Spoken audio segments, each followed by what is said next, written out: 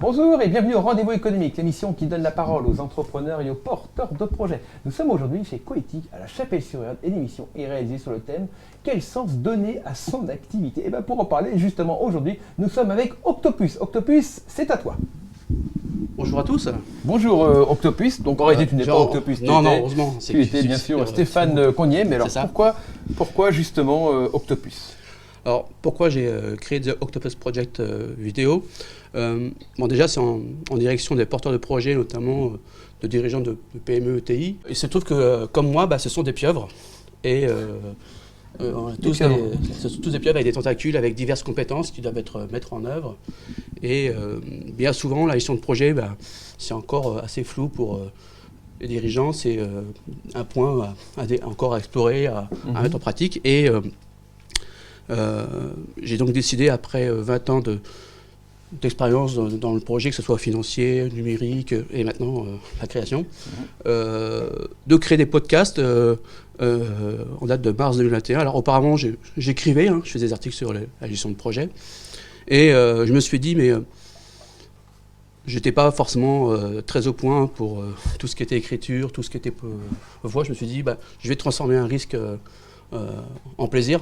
Je vais émerger et je vais parler de gestion de projet avec des podcasts qui sont axés sur l'humain, et non pas sur les outils, sur les méthodes, sur la façon technique de faire les projets, mais vraiment sur la partie organisation, communication. Et j'ai donc décidé d'y aller, de partir de l'être humain, parce que l'organisation d'un projet, ça part d'abord d'une personne avant d'aller vers d'autres outils. Et tes podcasts vont dans ce sens-là.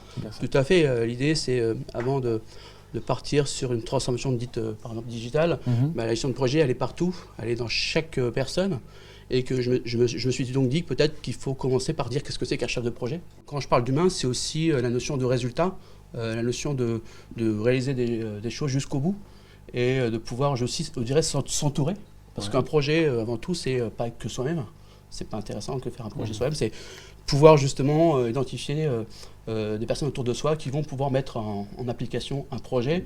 Il y a aussi la notion d'innovation dans les projets, la notion de numérique. Alors, par exemple, la semaine dernière, j'ai sorti un podcast qui s'appelle Le Digital, la confusion. Donc souvent je traite des sujets d'actualité, et là c'était de dire attention, le mot-clé digital qui est employé en large et en travers, peut-être qu'il faut le remettre de façon contexte en France, c'est que le digital c'est pas le numérique. Qu'il est important que l'entreprise elle-même, avant d'enclencher des projets, puisse être en possibilité de les comprendre et de les gérer en fait, ces projets. À travers toi tes podcasts, qu'est-ce que tu recherches? Alors déjà la première chose, aujourd'hui, ce que je recherche, c'est des partenaires, des sponsors, des médias. L'idée, c'est pas de garder mes podcasts tout seul dans mon coin. Non, au contraire, ce que je veux... pas tout seul? Non, il y a du monde ici. Et l'idée, c'est de créer une communauté, un collectif aussi. L'idée, c'est de pouvoir échanger, travailler avec des personnes qui ont cette vision, ou l'idée, c'est aussi la confrontation des idées. Ce que j'aime, c'est aussi pouvoir l'utiliser comme un moyen d'échange, d'interaction. Et la troisième chose, bien sûr, je propose des offres d'accompagnement au sein des entreprises sur la partie organisation, communication, sur la gestion de projet. Et l'idée que je me dis, c'est que quelque part, si je peux influer, si je peux transmettre, si je peux remettre un peu d'humain chez les dirigeants, le compteur tourne. Mais si on s'arrête peut-être 5 minutes pour écouter vos podcasts, pour écouter ce que c'est que... 5 minutes pour chaque podcast? En moyenne, j'essaie de pas trop faire long, parce qu'au bout d'un moment, il faut que les gens puissent aussi l'écouter. Il est prévu aussi de faire d'autres formats.